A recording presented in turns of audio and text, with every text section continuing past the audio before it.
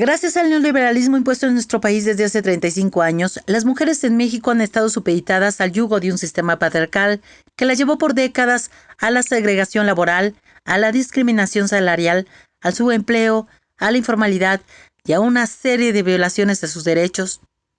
Derechos que a través del movimiento feminista las mujeres exigen sean respetados para poner fin al sexismo en nuestro país y romper con los techos de cristal que están ahí como parte de un patriarcado que les impide llegar a espacios que son exclusivos de los hombres, tanto en la vida sindical como laboral e incluso política. A unos días de conmemorarse el Día Internacional de la Mujer, el grito de las mujeres ya se escucha venir como cada 8 de marzo, en la que cada una toma su consigna, se visibiliza y se encuentra con sus hermanas para hacer frente a la violencia de género y luchar por un México más equitativo, donde la igualdad entre hombres y mujeres ya no tenga una brecha sexista. Yo soy Griselda Lozada y esto es Cita con la Sororidad. Comenzamos.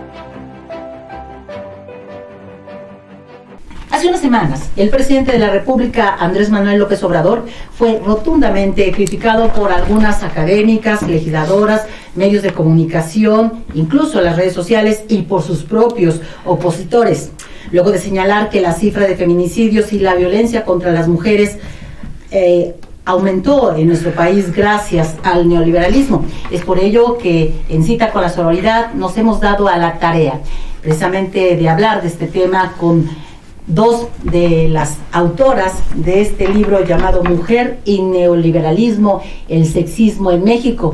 Y por esa razón, bueno, pues hoy tengo y me siento de verdad muy honrada de poder conversar con Ana Alicia Solís, quien prácticamente es la autora de este libro que a lo largo del programa iremos desmenuzando, pero también tenemos con nosotros a Nina Torres Baños, profesora de la UAM Xochimilco, también investigadora, sí, feminista, y que también a lo largo de este programa iremos desmenuzando muchos temas que ahorita están en la mesa, están en el tintero, pero sobre todo, pues que también ella participó en este libro como prologuista. Así que yo arranco en materia ya con Nina y con Ana Alicia, y quisiera yo hacerles una pregunta, derivado a la entrada que yo hacía el día de hoy. ¿Qué tanto el neoliberalismo ha venido, pues, a criminalizar, si lo ponemos en ese sentido, a las mujeres en nuestro país? No, mira, yo creo que el neoliberalismo no criminaliza a las mujeres, porque también todo depende de qué se entiende por criminalizar. ¿Qué se entiende por criminalizar? Es que se utiliza mucho esa palabra, sí, pero a mí no me queda claro qué entienden por criminalizar. En los medios, pues, ¿no? En lo que sale en la radio, en la televisión. En la prensa, ¿no? Escrita. En la prensa escrita. Sí. ¿Qué se entiende por criminalizar? Uh-huh. O sea, desde su perspectiva no tendría por qué usarse desde mi esa perspectiva palabra. no tendría por qué usarse esa palabra. El presidente, bueno, él fue, como les decía, de alguna manera fue muy cuestionado porque él decía que el neoliberalismo había asesinado a las mujeres en este país. Pero él no dijo que el neoliberalismo hubiera asesinado a las mujeres. No. No. Él no, nunca lo expresó de esa manera. Él dijo que la base, el fundamento del asesinato de las mujeres, denominado feminicidio, tenía su base en el neoliberalismo, pero él no dijo que el neoliberalismo las hubiera asesinado. Uh-huh. Que sin embargo sí se manejó en algunos medios de comunicación. Por eso te digo, todo depende de cómo lo manejan en los medios. En ese sentido yo quisiera preguntarles, ¿cómo podemos también definir al neoliberalismo desde su perspectiva? Yo creo que no, mira, no es un problema de definición. El neoliberalismo es un sistema de relaciones sociales que no es de definición de Wikipedia, pues, ¿sí? O sea, no es de que el neoliberalismo es tal cosa. En 3 palabras. No, como es un sistema de relaciones sociales, pues es un asunto muy complejo porque tiene muchas aristas. O sea, Para empezar, el neoliberalismo es un patrón de acumulación de capital, ¿sí? Que abarca el conjunto de relaciones sociales, el conjunto, o sea, relaciones económicas, políticas, sociales, psicológicas, o sea, culturales, es todo el entramado social, ¿sí? ¿Cuál es el eje del neoliberalismo? Y así como lo dice aquí en el libro, porque me pareció una frase muy atinada, ¿no? La de Chuza Lamarca, ¿no? Cuando dice, ella es para él para sí mismo y los dos para el mercado.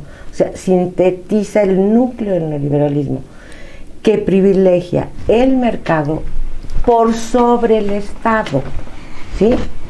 Entonces, quien organiza este conjunto de relaciones sociales es el mercado, y el Estado, lo que pasó en el mundo y en México fue que el Estado hubo una contrarreforma del Estado, en donde precisamente este Estado asumió este principio neoliberal, y entonces el Estado se minimizó en sus funciones, delegó sus funciones al mercado. Claro. Entre ellas, la desigualdad y la solución de las desigualdades. Eso yo creo que después vamos a volver a tratar, porque también tiene muchas consecuencias ese punto, ¿no? Sí. De cómo el Estado delega su función distributiva de justicia social, la delega en los privados. Algo muy importante que ustedes también aquí en esta reflexión que nos hacen a través del libro es cómo el neoliberalismo a la mujer, pues en su momento como sobreexplotado, ¿no? Este modelo económico, en la que ahora ella tiene que trabajar pues más jornadas y con un salario menor al del hombre. ¿Cómo se ha dado esta desigualdad o cómo viene a ser este análisis que tú No, porque te decía, es que es un patrón de acumulación de capital que busca la acumulación de capital.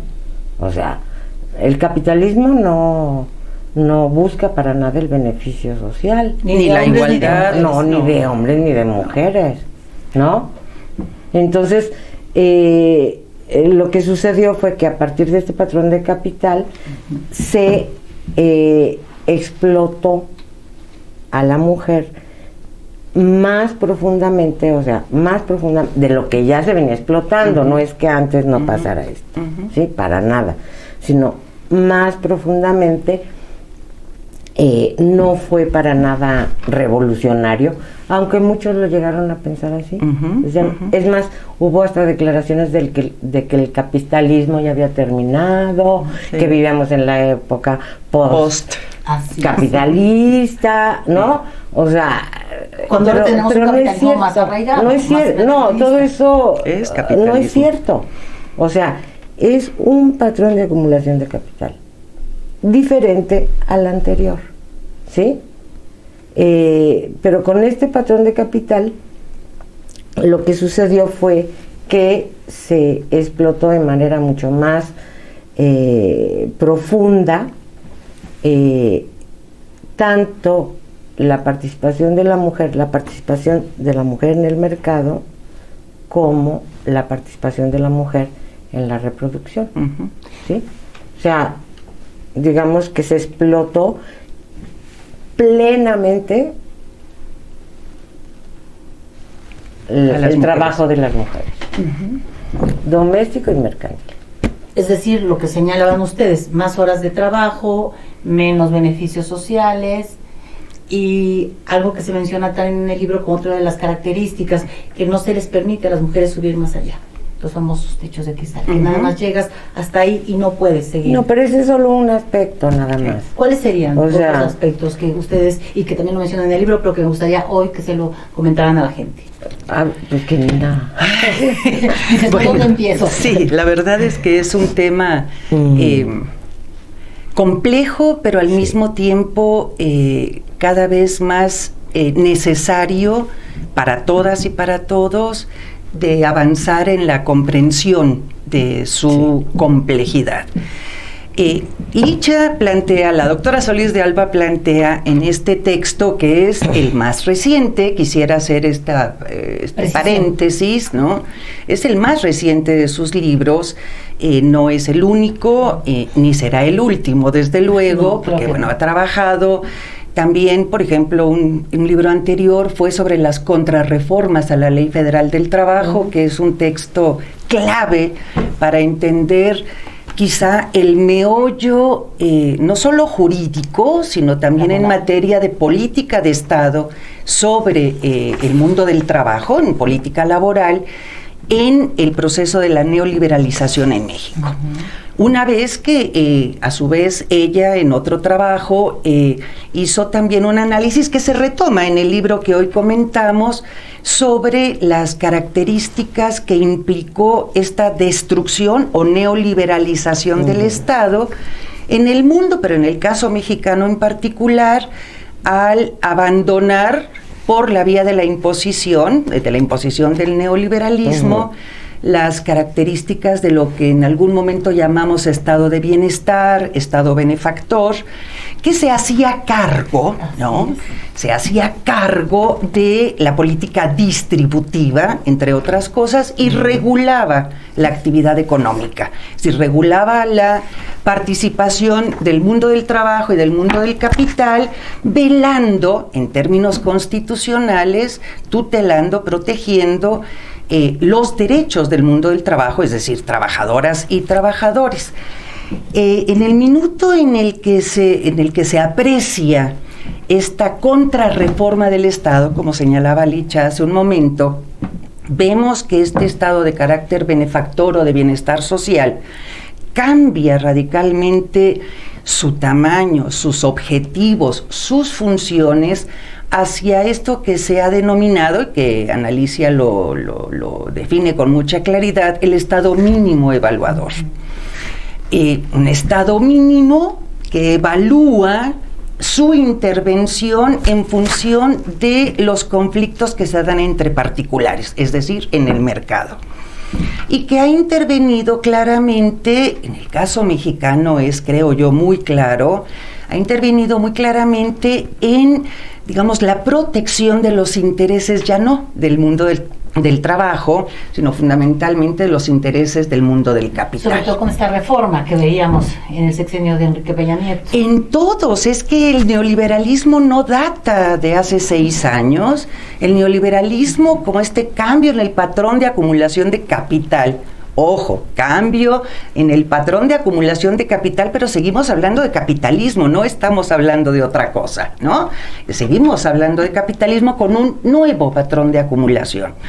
Este nuevo patrón implicó en términos del mandato, su objetivo respecto del Estado, la transformación radical, lo que nosotras y muchos de nosotros denominamos, digamos, la contrarreforma del Estado en México, que en términos de síntesis la amarraría con esta frase: pasamos de un Estado benefactor o de bienestar social a un Estado mínimo evaluador.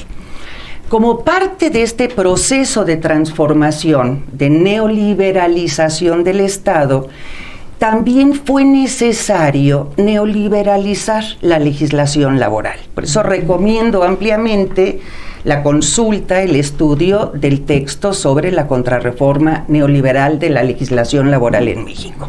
Ahí encuentras pistas clave, es una reconstrucción muy documentada, pero al mismo tiempo muy ordenada, muy clarita. No necesitamos ser abogados o abogadas para darle un seguimiento, al contrario, tenemos esa información sobre la cual forjamos el análisis y la opinión que podemos compartir, ¿no?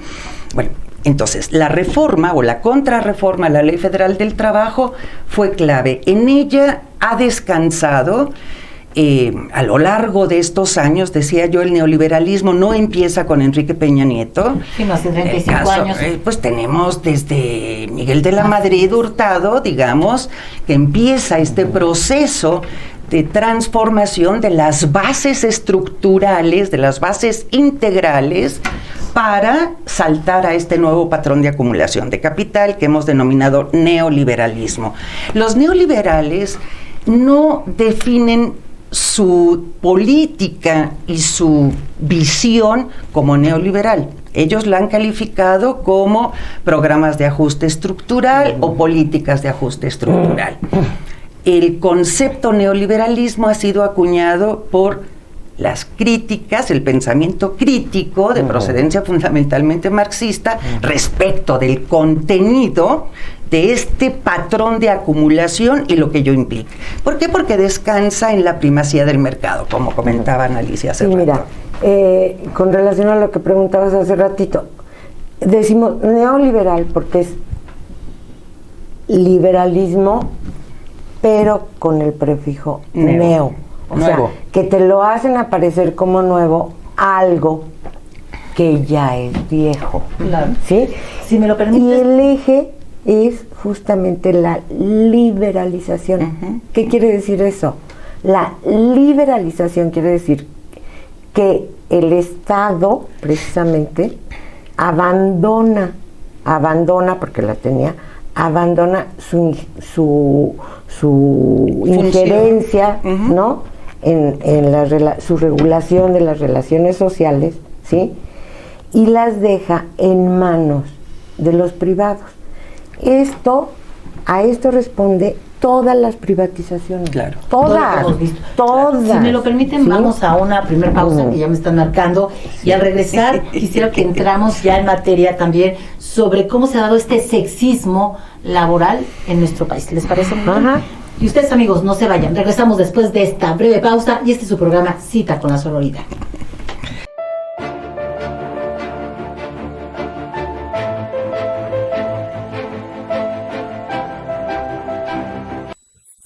¿No? Porque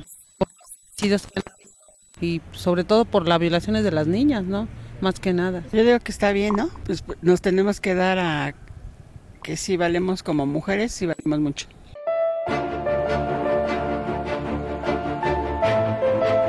Pues que ya, bueno, que ya no maltratan tanto a las mujeres, ¿no? Y más que nada a las niñas, ¿no? Que pues están empezando a vivir y pues la verdad sí se me hace muy mala onda lo que están haciendo con las mujeres.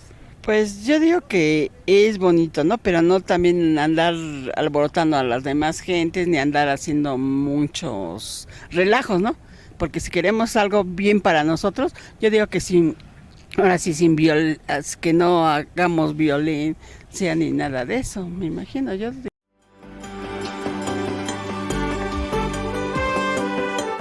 Por décadas, las demandas e injusticias de millones de mexicanos fueron acalladas por medios de comunicación al servicio de gobiernos neoliberales. Las redes sociales abren un espacio para construir un nuevo modelo informativo que visibilice y dé voz a aquellos sectores que esperan un verdadero cambio en las políticas públicas. Por ello, nace Cananea TV, un espacio de expresión para los trabajadores, indígenas, campesinos y los grupos sociales que aspiran a un mejor país y a un nivel más justo de vida. Soy Carla Valderas. Soy Adriana Nieto y los esperamos a seguir nuestra programación a través de nuestras redes sociales. Y recuerden que en Cananea TV, la lucha sigue.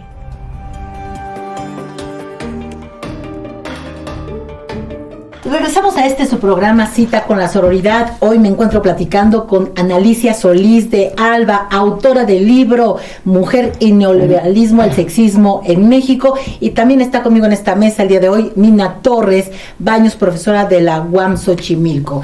Y ya hablábamos en esta primera parte del programa y desmenuzábamos un poco lo que es el neoliberalismo para que la gente pues vaya entendiendo y su impacto también. Y yo preguntaba en esta primera parte del programa, ¿cómo se ha dado, ¿no?, esta desigualdad entre hombres y mujeres a través de este modelo económico? Sí, comentaba que la relación, o sea, de el neoliberalismo y las mujeres, ¿no?, que preguntabas tú, decía, lo que pasa es que el neoliberalismo, uno de los ejes del neoliberalismo, decíamos hace ratito, fue la liberalización de todos los mercados. Liberalización de los precios, por eso ahora el Estado no puede hacer nada, ¿no? Si en un lugar dan las tortillas a un precio y en otro, lo único que hace Profeco es decir, pues acá cuesta más caro y acá más barato, pero no puede intervenir, no hay regulación de precios, ¿no? de ninguna mercancía. Este aspecto pues de la desregulación de todos los aspectos de las relaciones sociales. Uno de ellos es la liberalización de la fuerza de trabajo. Liberalizar la fuerza de trabajo lo que significó fue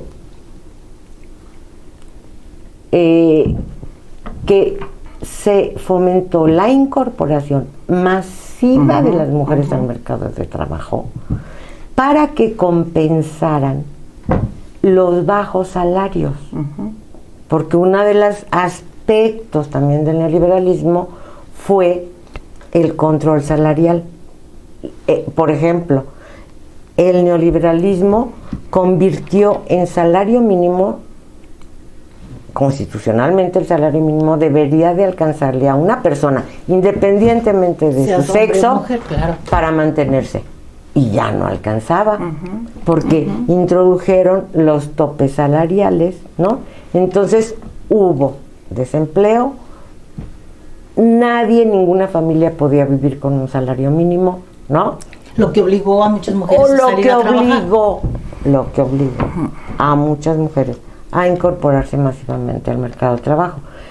Pero un mercado de trabajo en condiciones obviamente precarias, porque si no, no hubiera sido negocio, ¿no?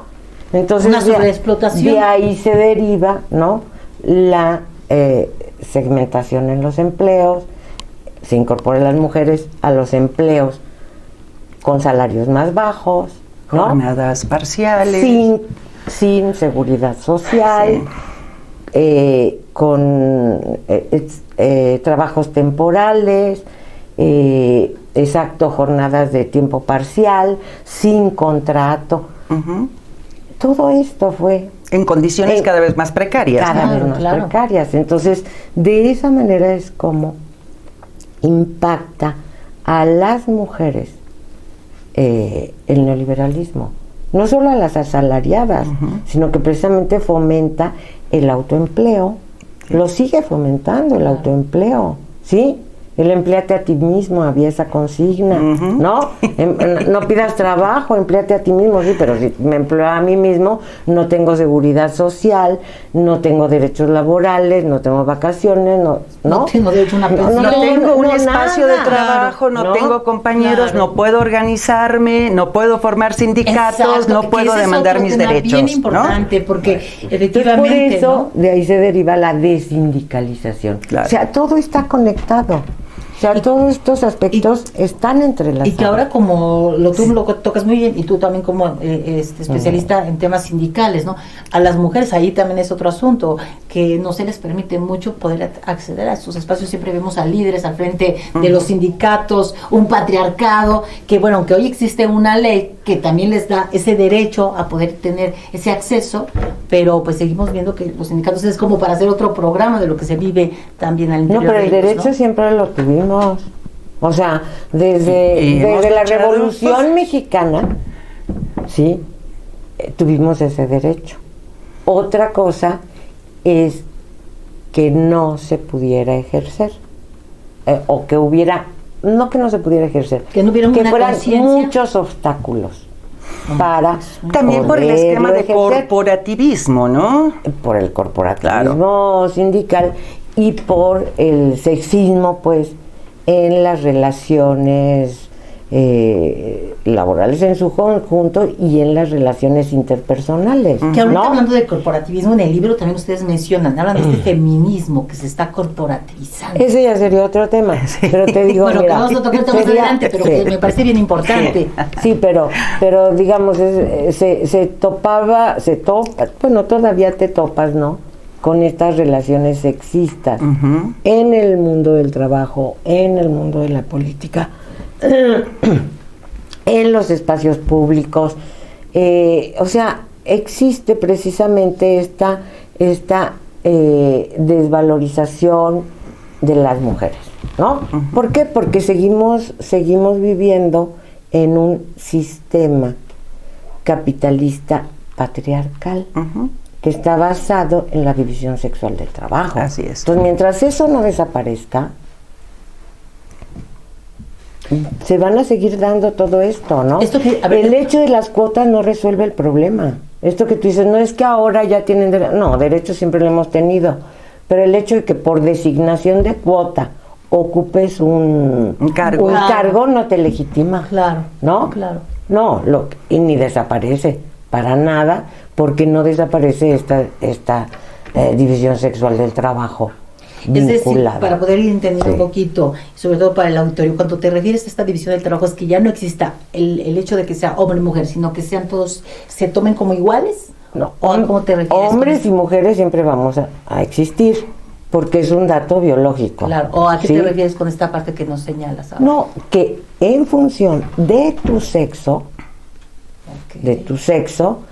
te asignen socialmente y políticamente y económicamente y culturalmente, te asignen determinadas tareas, te definan determinados rasgos de personalidad, ¿sí? Y te digan, a ti te toca estar aquí, claro. Y a ti te toca estar Es decir, este acá. trabajo es exclusivo de los hombres, es exclusivo de las mujeres. Claro. Sí.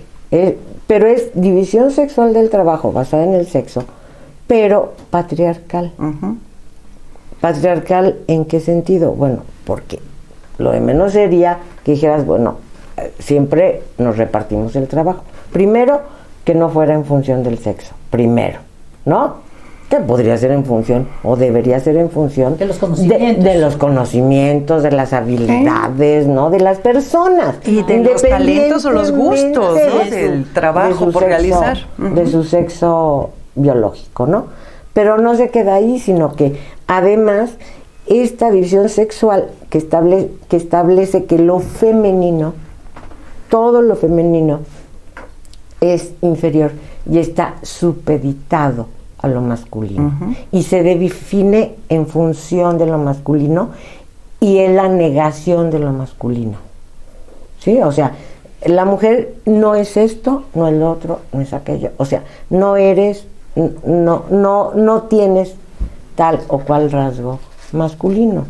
En ese sentido entra esta situación, digamos, esta polarización patriarcal jerárquica, sí, ¿no? Sí. Que te coloca siempre en una situación de subordinación, inferior, de subordinación, de explotación, y que de opresión, de cosificación, y que también allí, como usted bien lo dice, ¿no? De violencia. Y como bien lo dijo Simone de Beauvoir, siempre estás en la situación del otro, ¿no? Nunca eres, sino eres a través del otro. El otro, ¿no? Y que también, bueno, pues ahí vemos lo que le comentaba ahorita, el asunto de la violencia que se vive, porque con todo este panorama que ustedes ahora describen y lo describen muy bien en el libro, pues vemos que las mujeres se enfrentan una situación de vulnerabilidad, no solamente en el hogar, sino también en el mercado laboral, que eso es muy grave, porque si vemos que tenemos la violencia en el hogar y luego una violencia laboral, entonces ¿en qué situación quedamos? Ahora, ustedes Pero consideran... yo creo que no somos vulnerables. No, me refiero es otra palabra, ¿no? con la que yo estoy. Ya no decía sexo débil o ante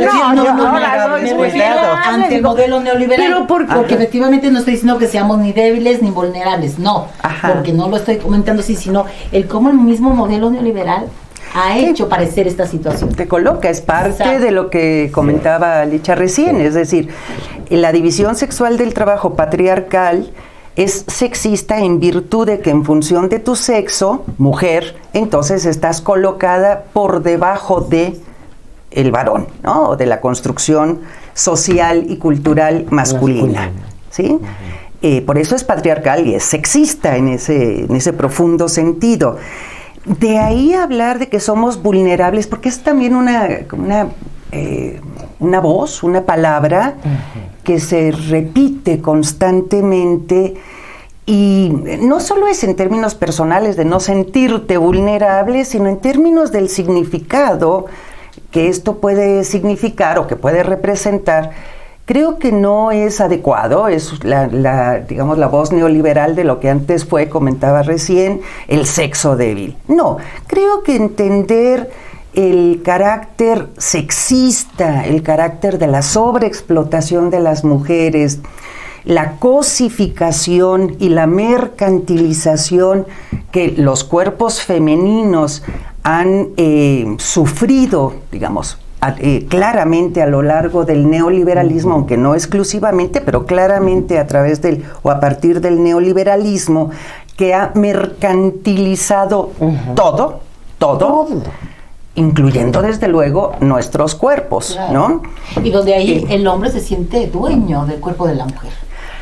Pues se le ha asignado esa propiedad, pero por supuesto es absolutamente falso, es decir, no es propietario de los cuerpos femeninos. En el mejor de los casos deberían de hacerse cargo de su propio ser, de su propio cuerpo y de su propio proyecto de vida, cosa que, por ejemplo, es algo que el feminismo ha levantado históricamente, ¿no? Pero bueno, ese es otro ahorita, punto. De hecho, a ese punto vamos a ir en este tercer bloque, que ya me está marcando otra vez producción, que tenemos que ir a un corte comercial. Si ustedes me lo permiten, vamos a una breve pausa y regresamos después a su programa Cita con la Sororidad.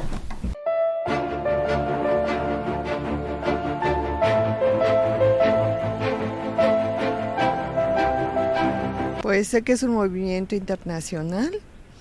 Creo que es importante estar consciente, informado de lo que pasa, pero creo que sobre todo hay que educarnos, educar a los hijos, tanto hombres como mujeres, de la mejor manera. Si no, ¿de qué sirve protestar un día si seguimos los mismos patrones en la casa y en la escuela y en toda la sociedad?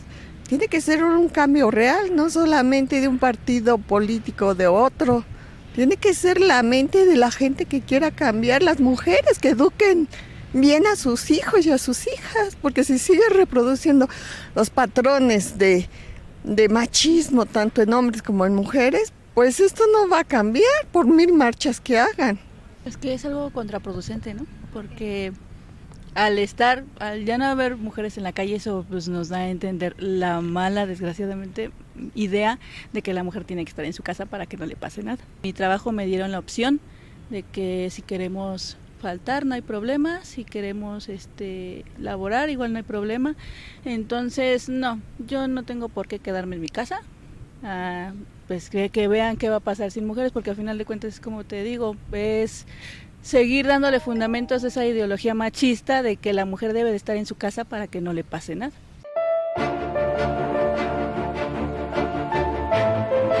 Pues hay muchas corrientes feministas. Creo que la principal es pensar que tenemos derechos hombres y mujeres y que hay que respetarnos. Pues el feminismo sería, mi manera de pensar es luchar por algo equitativo, en el sentido de que tengamos los mismos derechos que los hombres, que no tengamos el miedo de salir a la calle, de que no se nos vea como el sexo débil, pero sin afectar a terceros. ¿Qué sería terceros? Pues no estar, por ejemplo, cuando dañan monumentos, el transporte, agreden, qué sé yo. Es expresarte de una manera libre, pero sin dañar a nadie más. En pos de una nueva realidad nacional, legisladores, líderes sociales, sindicales y campesinos abordarán en el Diván de la Utopía las problemáticas que enfrentan los diversos sectores del país, exponiendo sus propuestas de solución. Soy su amigo León Montesinos y los espero en el Diván de la Utopía, aquí en Cananea TV, porque la lucha sigue.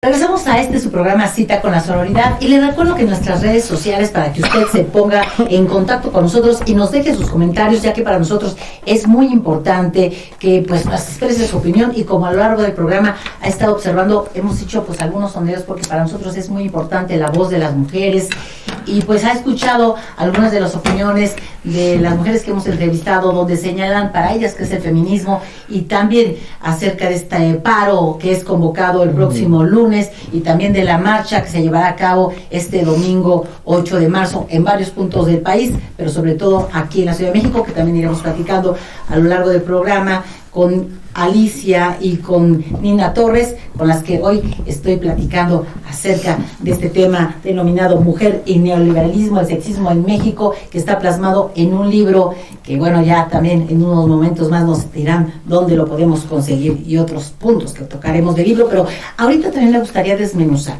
Hablábamos del feminismo. Yo les decía por ahí, les preguntaba sobre esto que ustedes llaman del feminismo que se está corporativizando, pero antes también ustedes en el libro mencionan que hay dos tipos, ¿verdad? El feminismo institucional y el feminismo socialista. Eso me gustaría mucho que le explicaran al auditorio. Nina, Alicia. Mira, échatelo. Sí, a lo largo, porque todo esto fue un proceso, ¿sí? O sea, desde que se empezó a imponer el neoliberalismo en México en 1982, fue todo un proceso. Un proceso acompañado, desde luego, por una amplísima lucha de carácter, digamos, tanto en el terreno político de los partidos políticos, me refiero a todas las luchas son políticas, pero en el terreno pues de los partidos políticos se formaron nuevos partidos políticos de izquierda fundamentalmente, que se opusieron pues, a este modelo neoliberal, una amplísima lucha por parte de las trabajadoras y los trabajadores que nos opusimos a la imposición de este modelo neoliberal, y de la mano de estas luchas, porque si observamos la historia siempre ha ido de la mano de estas luchas también empezó digamos, se empezó a gestar un movimiento feminista que estaba muy vinculado con estas luchas, ¿no? O sea, tanto en el terreno partidista, pues, como en el terreno laboral. Pero en el trayecto, ¿no? En el trayecto, y hay que decirlo así, fuimos derrotados, profundamente derrotados. Y frente a esto, también, bueno, son muchos aspectos, es esto, pero también es esto el neoliberalismo, lo que decíamos hace ratito, la liberalización de, por ejemplo, la renuncia del Estado a sus funciones distributivas, ¿no? Todo eso lo que produjo fue que digamos, entre las mujeres que luchábamos, le vamos a quitar ahorita el término feministas, entre las mujeres que estábamos incorporadas a la lucha, digamos que nos dividimos, ¿no? Porque una parte se abocó a la lucha electorera, no electoral, electorera, ¿no? De conquista de puestos, demás, y de creación de, en ese entonces, ONGs. Y entonces ya cambió, cambió totalmente la acción de estas compañeras, porque ya no era la lucha por mejoras salariales, por la organización sindical, en contra del neoliberalismo, no, sino que era cómo hacer para ganar puestos, ¿no? Y financiamiento, porque el Estado fomentó precisamente el crecimiento de las ONGs, ¿no? Como un Estado benefactor. No. Al contrario. Para privatizar sus funciones, ¿sí? O sea, como se restó presupuesto al gasto público, ¿no? A la salud, por ejemplo, ¿no? A todo lo social se le restó. Entonces, quienes se encargaron de llevar a cabo esas funciones fueron las ONGs. Digamos, nutridas fundamentalmente por mujeres. Sí, y abarcan todos los ámbitos. Ahorita Nina puede hablar más sobre esto, ¿no? Y entonces a lo que se dedicaron fue a los cabildeos, las negociaciones para obtener financiamiento, porque estas ONGs reciben financiamiento de los gobiernos y reciben financiamiento de los privados, sí. del capital transnacional. No reciben. De los gobiernos, yo no sé hasta qué punto podríamos decir recibían, porque el país no es el DF, ¿no? O sea, el país es bastante extenso, tenemos estados que son soberanos, tienen gobernadores, ¿no? Sus congresos, entonces los municipios, y bueno, hay digamos muchas variantes en términos de política de gobierno, ¿no? Pero bueno, se dedicaron a eso, a obtener recursos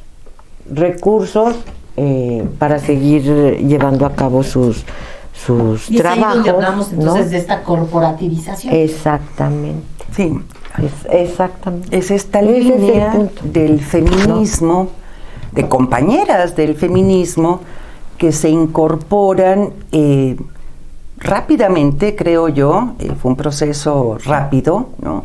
Sí. Se incorporan a esta institucionalización, a esta nueva institucionalización que se consuma, por ejemplo, en el caso nuestro, si mal no recuerdo, fue con Vicente Fox en el 2001, 2002, por ahí. Claro, pero con la ley federal, sí, la ley, ¿no? Sí, ya sí, como medida, como una política pública de reconocimiento institucional de las llamadas las ONGs, organizaciones. Exacto, que en términos de la ley federal se denominan organizaciones de la sociedad civil, ¿no? Sí, ahora ya se llaman así. Aunque sean todas asociaciones civiles o instituciones de asistencia privada, es decir, la denominación o la jerga jurídica, la nomenclatura puede variar, pero en términos generales, desde Fox se legitima su existencia como organizaciones de la sociedad civil.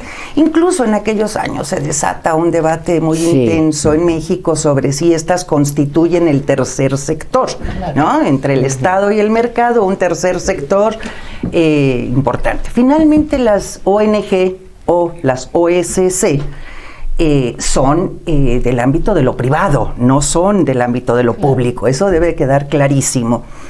Y a partir de esta ley fueron beneficiarias directas de financiamientos públicos, incluso del gobierno mexicano, ¿no?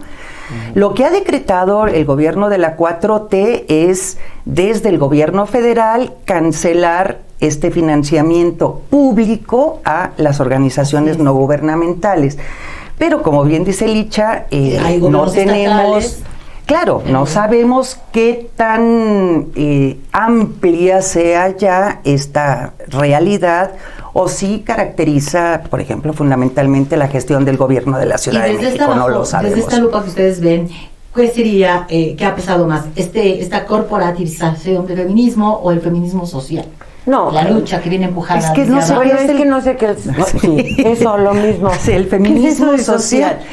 Si el feminismo es pensamiento teórico, es pensamiento político y ha sido una expresión amplísima de movimiento social, ¿no? Luchas populares con una posición política y una posición teórica o varias posiciones políticas, porque si nos hemos... Ya es muy claro, digamos, este parteaguas que se da durante el neoliberalismo en México y en el mundo en general, ¿no? Por lo menos en el occidental, porque la otra parte del mundo es, por lo menos para mí, poco conocida en esta materia, ¿no? No hablamos, o Licha no habla, y yo me hago cargo de lo que ella señala, de feminismo corporativizado y feminismo social. No, habla claramente de feminismo socialista. Y en concreto de la necesidad de recuperar el feminismo de clase. Es decir, el feminismo socialista es un feminismo de clase, si no, no lo es. Somos trabajadoras y en virtud de nuestra condición de trabajadoras desarrollamos una posición de clase que articula nuestra posición como feministas. Eres trabajadora o eres propietaria o dueña de los medios de producción, no hay de otra, ¿no? aunque tu condición de trabajo sea precario en el mercado de trabajo, con jornadas, lo que ya sabemos, ¿no? Lo que ha significado, digamos, esta neoliberalización del mundo del trabajo. Lo que se plantea en este libro claramente es la necesidad urgente de recuperar, de profundizar en el feminismo de clase, que es, sin duda alguna, para mí, es el feminismo socialista. Y curiosamente, entre comillas, curiosamente, quisiera agregar lo siguiente. El feminismo en México, pero en el mundo en general, ha sido profundamente pacifista.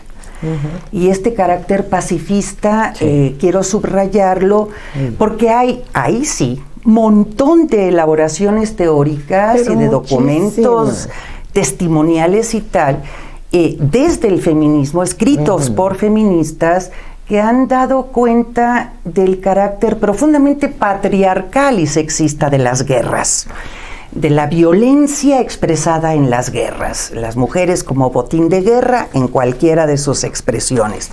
Históricamente el feminismo ha sido, es y será pacifista. El feminismo de clase, lo que no implica que no levantes la voz, por el contrario, ¿no? Hemos salido a las calles, no ahora, no hace 40 años. Recordemos que el 8 de marzo es el Día Internacional de las Mujeres Trabajadoras, esa es su denominación original, que así fue formulada y propuesta tras el triunfo de la Revolución Roja, de la Revolución Bolchevique.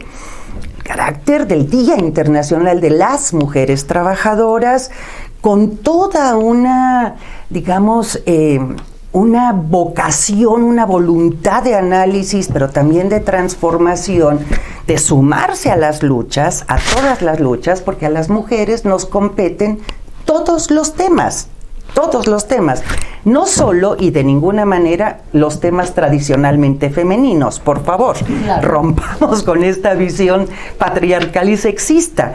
Nos interesan todos los temas científicos, políticos, económicos, artísticos, todo, en todas las áreas tenemos algo que decir, pero lo queremos decir y lo hemos dicho, tomando las calles, alzando la voz, haciendo huelgas, organizándonos, abriendo los espacios de análisis y de discusión entre nosotras y con los compañeros. Vamos con los compañeros. Con eso me voy ahorita para... Otro corte. Tomamos esto que para mí me parece fundamental lo que estás diciendo el día de hoy, porque les acabas de poner el dedo en la llaga. ¿En cuál de todas? Ustedes amigos, no se vayan, regresamos después de esta breve pausa.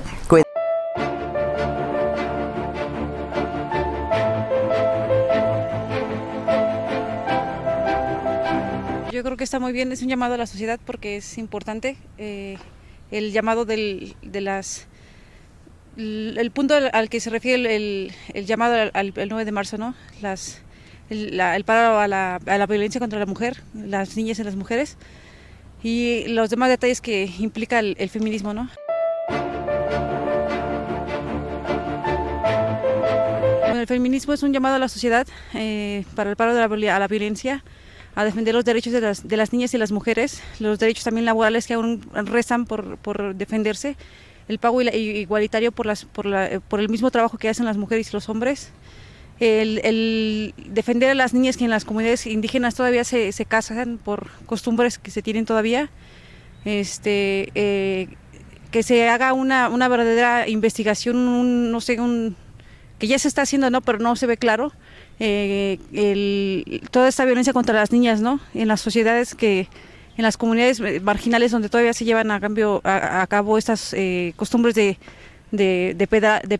pedofilia y pederastia, donde se pueden casar hombres con niñas, que eso se acabe, ¿no? Yo creo que eso es parte fundamental del feminismo y creo que es importante el llamado a la sociedad que se haga, ¿no? Que desde los hogares se eduque a los hombres, se eduque a las mujeres a defenderse, a lo que está correcto y lo que no está correcto. Ese es el llamado esencial, creo que es el del feminismo. ¡Caray! Oiga, señor, señora, ¿cómo queremos un mejor país? si no cambiamos nosotros? Yo soy su amiga Jerry González, nos vemos por Cananea TV, porque caray, la lucha sigue. Gracias por continuar con nosotros en su programa Cita con la Sororidad, y hoy me encuentro platicando con Ana Alicia Solís de Alba, autora del libro Mujer y Neoliberalismo, el sexismo en México, y también nos acompaña Nina Torres Baños, profesora de la UAM Xochimilco, y a lo largo del programa, bueno, pues ya hemos ido desmenuzando este tema de este libro que ha sido el pretexto ideal para juntarnos el día de hoy para analizar esto de lo que está sucediendo, y justamente eso voy. En los últimos años, pero sobre todo en estos últimos meses, hemos visto una serie de movilizaciones, una serie de situaciones, no solamente en el centro del país, sino también ya en algunos estados, y es que algunas de las mujeres han decidido, como tú lo decías saliendo del corte comercial, pues salir a las calles a manifestarse, a levantar la voz en contra de un sistema patriarcal, en contra de una violencia, para decir también un alto al feminicidio y exigirle pues al gobierno pues que finalmente haga un frente en contra de estos feminicidios que lamentablemente hoy la ONU considera la violencia de género ya como una pandemia, ¿no? Prácticamente. Yo quisiera preguntarles a ustedes, ¿cómo ven a estas jóvenes que hoy salen a las calles, pero que también las vemos en las universidades ya denunciando el acoso, y pues todo esto que viven y que estamos viviendo día a día? Mira, yo creo, bueno, no, para empezar voy a decir otra cosa. No, aclaro que el de Alba es el apellido materno, porque luego inventan que soy la señora de Alba.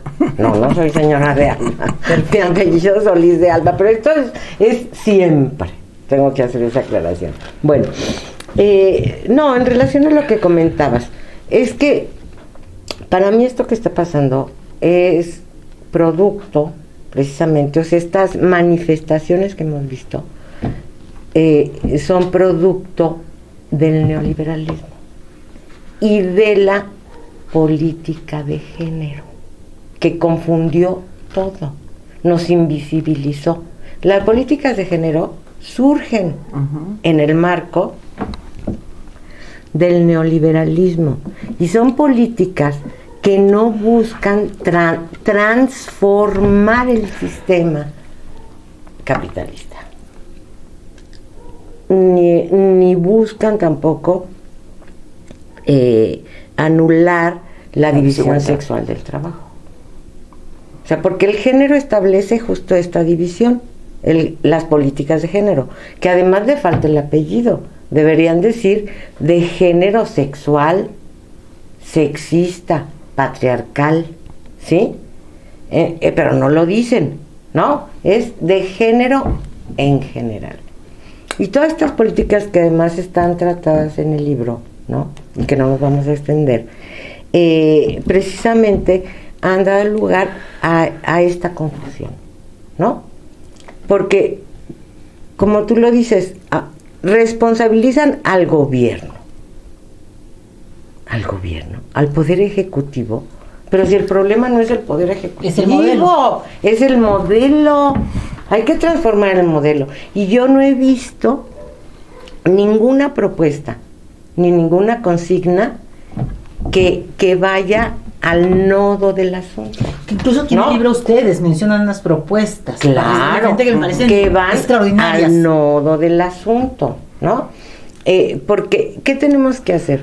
Aquí en el libro yo retomo, por ejemplo, una frase de Amorós que dice que si luchamos por una sociedad igualitaria y conseguimos construir una sociedad igualitaria, en esa sociedad igualitaria no habría género, ¿sí? ¿Por qué? Porque no habría esa diferenciación femenino-masculino, ¿no? Bueno, yo en esto que veo no hay ninguna demanda que se oriente a transformar. Parecía entonces una guerra de hombres con mujeres. No hay un planteamiento de feminismo socialista, ¿sí? Que dicho sea de paso, el feminismo históricamente nunca ha sido único. O sea, siempre ha habido feminismos. No es, ni tampoco ha habido feministas, ¿sí? En eso sí han contribuido los medios, que han publicitado todo esto que tú dices. Yo no digo comunicado, yo digo que lo publicitan, ¿sí? Lo publicitan precisamente también para crear un estereotipo de feminismo, que entonces se convierte en antifeminismo. Y que vemos entonces aquí, llegamos a la parte crucial. Antifeminismo, porque tú dices, no, yo no me identifico con eso, ¿no? O sea, no me representan. No me representan. De hecho, se están arrogando una representación que nadie les dio. Nadie se las dio, ¿no? Y esto también va vinculado con el feminismo institucional, ONGista, pues, que se arroga la representación, hablan a nombre de nosotras, es que las escucha uno en la radio y dice, y que las mujeres queremos, no, espérate, no le eches tanta crema a tus tacos, o sea, eso es lo que ustedes, tu organización, pero a ti nadie te ha nombrado como portavoz, pero es a quienes les dan voz los medios. El próximo 8 de marzo ya viene esta gran marcha que año con año se realiza. Publicitan esto, ¿no? O sea, y es a quienes les dan la voz. Cuando nosotras nos manifestábamos en esos años, en los años anteriores, ¿cuándo? Ni una entrevista, ni una nada, nos la pasábamos volanteando nosotras mismas, autofinanciadas. Un espectáculo. No, es para publicidad. Los medios. No, es una publicidad, yo digo, ¿no? O sea, quieren crear una imagen, la están creando, ¿no? Y entonces se crea, decíamos, toda esta confusión, donde entonces el interlocutor es el gobierno, ni siquiera es el Estado, porque como yo siempre les decía a mis alumnas, bueno, y ustedes saben que el Estado está compuesto por el poder ejecutivo, legislativo y judicial, y me decían que no sabían, les digo, no, pues entiendo que no, porque no les dieron civismo, pero a mí sí, y me lo aprendí de memoria. Claro. Entonces, pero todo eso, toda esa confusión es neoliberal. Hay quienes señalan que estas corrientes de feminismo que hoy vemos en las calles es parte de una moda. Como que moda en qué así sentido. Así lo he encontrado, pareciera terrible, pero a mí me ha llamado mucho la atención. Es que hoy el feminismo está de moda. Ahorita hablar de feminismo, por un lado en todos los medios de comunicación, en las calles, en el transporte público, en la casa, no se habla de otra cosa. Pareciera entonces que hay incluso quienes dicen estamos frente a una nueva ola del feminismo. Pero ahí habría que preguntarnos cuál es el interés que tienen los medios en esta publicidad. Porque bajo su óptica, de acuerdo a lo que plantean ustedes en el libro, lo que aquí estamos diciendo es que y hay intereses ahí. El verdadero feminismo es el feminismo social, el que viene desde la base social. Pues no sé si podemos hablar de verdaderos y falsos. Hay distintos feminismos, pero lo son en virtud de que, o en mi opinión, pues, reivindican viejas y nuevas demandas, por ejemplo, el derecho a la libre decisión de la maternidad de las mujeres, el derecho al libre ejercicio de la sexualidad. Bueno, son viejas demandas y siguen siendo actuales, siguen siendo del presente, porque evidentemente no las hemos conquistado. No hemos logrado conquistar en su plenitud, estas demandas, porque no hemos logrado desarticular la división sexual del trabajo, patriarcal y capitalista. La necesidad del capitalismo de sojuzgar a las mujeres y de pisotear a las mujeres, de oprimir, el concepto de opresión es un viejo concepto feminista de enorme vigencia, sigue siendo una necesidad compulsiva en el neoliberalismo, en esta fase actual. Las jóvenes o algunas jóvenes o ciertas jóvenes que se están movilizando están levantando sus demandas que se articulan con viejas demandas.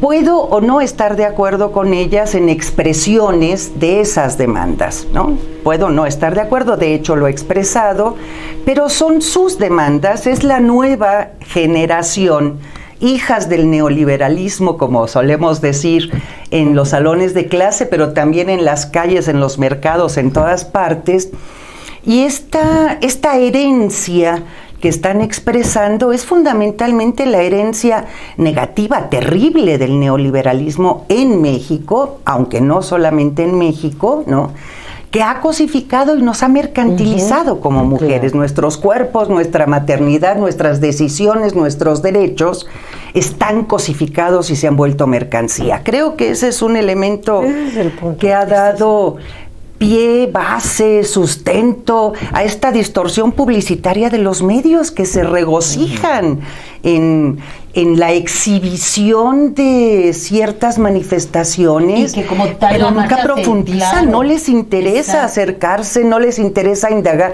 No hay periodismo de investigación, o no hay suficiente periodismo de investigación que le dé sustento y contextualice incluso expresiones que hoy día vemos en las calles o en las universidades o en los centros de trabajo. Se van más por la parte del amarillismo, el sensacionalismo. Pues sí, otra vez la nota roja, ¿no? O sea, sí, casi. Yo creo que, bueno, está esta parte de los medios, ¿no? Pero también está la parte, pues, de estas manifestaciones que no van al fondo, precisamente. O sea, el fondo, bien lo decía Nina, el fondo de todo esto y de los feminicidios es la cosificación y la mercantilización del cuerpo de la mujer. O sea, la mujer es objeto, cosa, ¿sí? De la cual puedes disponer, hacer, deshacer, ¿sí? Y el extremo, pues, es el feminicidio, ¿no? Es algo que desechas. Ese es el extremo, ¿no? Es la punta, digamos. Sí, es la expresión más brutal. La expresión más brutal de esta, precisamente, situación de opresión de la mujer en esta sociedad capitalista patriarcal, ¿no? Con esta conclusión yo me quedo, porque desgraciadamente el tiempo ya se nos fue el programa. Ya nada más rápidamente, pues sí. Cuéntanos, este libro, ¿cuánto te llevó el poderlo? No, pues dije escribir? Que hace ratito dije, bueno, fuera de cámaras nos comentabas 38 años, nada más. Sí, porque este libro en realidad viene a ser la síntesis, la síntesis de todos los trabajos escritos sobre el tema de la situación, la condición sociopsicológica, si le llamo yo, de las mujeres en México, ¿no? 38 años y 35 años que llevamos de neoliberalismo, prácticamente. No, pues llevamos los mismos, ¿no? Son 38. No, llevamos, sí, desde el 82. Llevas tú. O entonces, dices, ¿no? 40. Casi, mejor. Entonces fueron 40 años del libro, haciendo este estudio del neoliberalismo. ¿Por qué? Porque yo no me dediqué a solamente analizar a la mujer fuera de su contexto, sino todo lo contrario. O sea, yo me dediqué a estudiar el fondo del asunto, el sistema neoliberal, las políticas neoliberales, ¿no? Y cómo estas políticas neoliberales estaban en la base de las condiciones de las mujeres, ¿no? En ese sentido es un libro diferente a los que hay, sí, ¿no? Sin duda. Porque los que hay no contextualizan. De hecho, bueno, hoy Nina nos presenta aquí otro libro, bueno, uno de los libros que forman parte de la Sí, es un texto anterior. El movimiento sindical pintado de magenta. Y el subtítulo es Productividad, Sexismo y Neocorporativismo en México, del 82 al 90, Licha. Sí, es decir, que estos dos libros se convierten hoy en un referente para que podamos entender más en qué país estamos y sobre todo hacia dónde vamos. Sí, esos libros junto con los otros que he escrito, ¿dónde podemos han sido encontrar? La historia de la izquierda, precisamente la lucha, la contrarreforma a la legislación laboral, las reformas a las pensiones, ¿no? Claro, del ISSSTE. Eso también es otro tema. Claro, pues, porque si no entendemos, no entendemos por qué las mujeres estamos como estamos. Y un amplio debate sobre el Estado en México, el Estado. Sobre la reforma. No el Estado con minúsculas, sino el Estado. Ya para cerrar esta parte, tu conclusión. ¿Cuál? De todas. Es una conclusión inconclusa, es decir, creo que inconclusa en el sentido de que no hemos logrado derrotar al capitalismo en su fase neoliberal y el capitalismo en su conjunto, no hemos desmontado la división sexual del trabajo, patriarcal y sexista. Es decir, la tarea sigue siendo una tarea inagotada, ¿no? Los avances, pues los hay, sin duda. Estas publicaciones, yo comentaba al inicio, fuera de cámara, que hablar en voz alta de los libros escritos por mujeres hoy es absolutamente fundamental. Siempre lo ha sido, pero nunca se tuvo no la suficiente chance fuera de la academia y de los movimientos sociales o de las luchas populares. Libros como el de Licha, como el que hoy comentamos, que insisto es el más reciente, no es el último, es el más reciente, constituyen un aporte fundamental para la comprensión de lo que nos falta por hacer en función también de todo lo que hemos hecho, porque es muy importante saber que no estamos partiendo de cero, ¿no? Claro. Que hay una acumulación de conocimientos, pero también una acumulación de práctica política, de práctica sindical, de práctica organizativa, que ha permitido estar discutiendo hoy día los temas que estamos discutiendo con la claridad respecto de las distintas posiciones que entre mujeres feministas tenemos. Ana. Bueno, mi conclusión es que lean el libro que está. ¿Dónde lo podemos? Claro, por supuesto. ¿Y dónde lo podemos conseguir para la gente que ahorita? ¿Para qué lo escribí? Por supuesto, y que todo mundo tenemos que leer, sin duda. ¿Dónde lo podemos conseguir tu libro? ¿En cualquier librería? Mira, tengo entendido que si la editorial se encarga de llevarlo a la librería, la Gandhi, el Sótano. ¿Cuál es su librería de su preferencia? Ahí lo encuentran seguro. Sí. Pues ahí está, amigos, esta maravillosa joya, Mujer y Neoliberalismo, el sexismo en México, que sin duda alguna, pues todos y todas tenemos que leer y tenemos que estudiar y tenemos que subrayar y tenemos que incluso pues hacer nuestras anotaciones y releer para poder entender, como bien lo dice Analicia, como bien lo dice Licha, perdón, Nina, está bien, Nina, perdón, no hay problema. Nina, tenemos que ocuparnos y que sin duda alguna hoy vienen a hacer un libro que pues nos hace entender nuestro presente, pero también nuestro futuro. Estuvimos en la Feria de Minería. Sí. Y la participación, o sea, la mayoría del auditorio eran mujeres y hombres jovencitos, de 17 años nos dijeron. Sí, súper interesados. Tenemos 17 años, nosotros también podemos leer ese libro. Claro que sí, es para ustedes, léanlo. Pues muchas gracias, de verdad, por abrirnos las puertas. Gracias, jóvenes. Las puertas de gracias su casa. A ustedes. Y sobre todo, pues para desmenuzarnos y desnudarnos hoy este libro Mujer, como vuelvo a repetir, Mujer y Neoliberalismo, el sexismo en México, de Analicia Solís de Alba, que usted puede encontrar en su librería más cercana y de su preferencia. Yo soy Griselda Lozada y esto es Cita con la Sororidad. Nos vemos la próxima semana.